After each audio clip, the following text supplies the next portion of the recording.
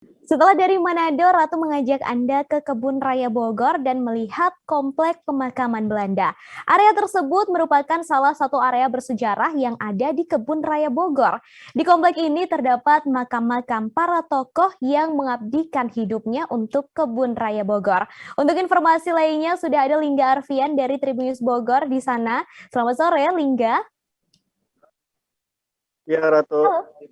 Baik, Lingga, bisa digambarkan seperti apa suasana di komplek pemakaman Belanda yang ada di Kebun Raya Bogor ini? Silakan, Lingga. Ya, Ratu dan rekan-rekan Tribunnews, kompleks pemakaman yang ada di Kebun Raya Bogor ini sudah ada sejak dulu yang pertama kali di Kebun Raya ini pada tahun 1817 diresmikan pembukaan Kebun Raya Bogor. Pada area pemakaman ini terdapat 42 makam dan 38 yang ada identitas dan sisanya tidak berada di identitas. Selain itu di sana juga dilengkapi dengan berbagai fasilitas seperti tempat, namun memang keberadaannya cukup tidak terawat seperti itu, Ratu, karena lihat banyaknya lumut-lumut yang menempel pada dinding pemakaman seperti itu, Ratu.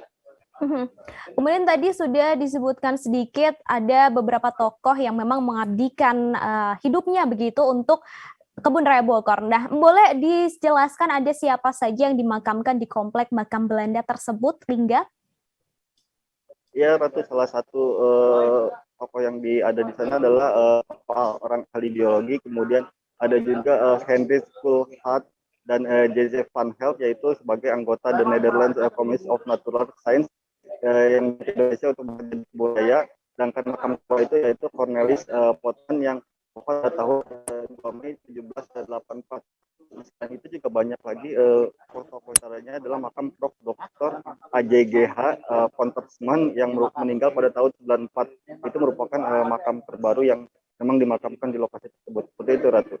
Ini menarik ya, karena saya juga baru tahu bahwa ada komplek makam Belanda yang di Kebun Raya Bogor ini. Boleh dijelaskan sejarah singkatnya kenapa bisa ada makam Belanda di situ, Lingga? Ya, Ratu, komplek pemakaman ini merupakan kompleks yang dibuat sebagai untuk para tokoh yang memang mengabdikan hidupnya di Kebun Raya Bogor dan untuk penelitian di Kebun Raya Bogor. Sehingga untuk mengenang jasa-jasanya tersebut, dibuatlah komplek makam ini yang memang sebenarnya sudah ada sejak dulu sebelum dibentuknya Kebun Raya Bogor, yang kemudian dijadikan sebagai tempat peristirahatan terakhir para peneliti ataupun tokoh-tokoh memang yang memiliki andil gitu dalam adanya kebun raya dan penelitian biologi di Kebun Raya Bogor. Seperti itu, Ratu. Saya penasaran juga, ini biasanya kalau ada makam di suatu lokasi, biasanya ada mitos-mitos yang berkembang begitu. Adakah mitos yang berkembang di sekitar lokasi makam itu, Lingga? Ya, Ratu, dari informasi yang kami himpun bahwa ada beberapa mitos yang ada di lokasi Kebun Raya Bogor. Di antaranya adalah seperti adanya noni-noni Belanda di sebuah ayunan yang memang saat ini ayunannya sendiri terbengkalai, tidak terurus. Seperti itu biasanya itu pernah dilihat oleh seorang pengunjung dan penjaga keamanan di sekitar Kebun Raya Bogor. Selain itu juga pengunjung juga sempat mendengar suasana-suasana atau suara-suara yang aneh gitu dari tempat tersebut. Namun yang perlu diperhatikan adalah di tempat itu harus adanya meminta izin gitu ataupun memberi salam ketika berada di lokasi tersebut agar memang menjaga mereka-mereka yang ada di sekitar tersebut. Selain itu juga agar pengunjung tidak melakukan hal-hal yang melanggar norma etika.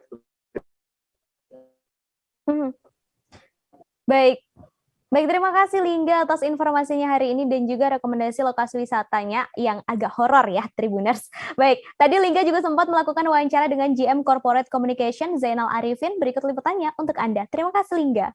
Kawan-kawan Tribuners, saat ini kita berada di kawasan kompleks pemakaman Belanda di dalam Kebun Raya Bogor yang usianya sudah lebih dari 200 tahun. Jadi di sini terdiri ada 42 makam dan hanya 38 makam yang ada prasasti ataupun nama nisan dari yang dimakamkan di sini. Jadi ada 4 nama yang belum diketahui, ya mungkin dari sejarahnya belum bisa teridentifikasi. Dari 42 makam 38 makam itu ada namanya. Yang paling menonjol di sini, yang paling tinggi itu ada Gubernur Jenderal Belanda D.J.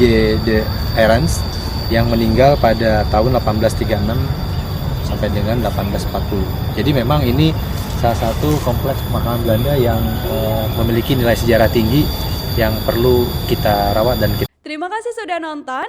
Jangan lupa like, subscribe, dan share ya.